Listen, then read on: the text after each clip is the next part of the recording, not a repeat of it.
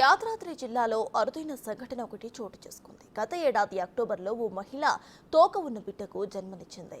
ఊహించని ఘటనతో కుటుంబ సభ్యులందరూ కాకుండానే ఊరు వాడ ఆశ్చర్యపోయింది. సరిగ్గా బాలుడికి 3 నెలలు నిండేసరికి అది పెరిగి పెద్దదై 15 సెంటీమీటర్స్కు చేరింది.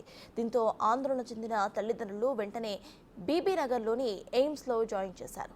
బాలుడి పరిస్థితి గమనించిన వైద్యులు ఇది చాలా క్లిష్టమైన సమస్య అని, ఒకవేళ తోక కోసిస్తే బాలుడికి నాడీ వ్యవస్థపై ప్రభావం పడుతుందనే సందేహాలను వ్యక్తం చేశారు. అయినా ధైర్యం చేసి ఆ చిన్నారికి క్లిష్టమైన శస్త్రచికిత్సతో తోకను తొలగించారు. 2.5 గంటలకు పైగా శ్రమించి ఆపరేషన్ పూర్తి చేశారు డాక్టర్స్. 5 రోజుల పాటు చిన్నారి ఆరోగ్య పరిస్థితులను గమనించి సురక్షితంగా తల్లిదండ్రులకు అప్పగించారు.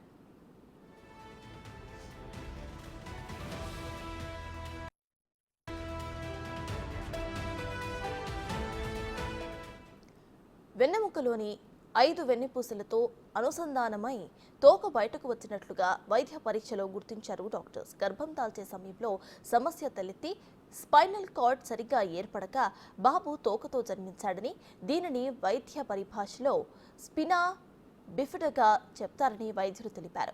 6 నెలలుగా బాబును పర్యవేక్షించిన వైద్యులు మరోసారి వైద్య పరీక్షలు నిర్వహించారు.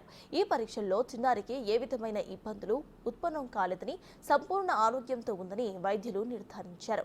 వెన్నెముక్కతో ముడిపడి ఉన్న ఈ ఆపరేషన్ అత్యంత క్లిష్టమైందని ఎయిమ్స్ వైద్యులు తెలిపారు. బాబుని పూర్తి ఆరోగ్యంతో తమకు అప్పగించినందుకు తల్లిదండ్రులు సంతోషం వ్యక్తం చేశారు.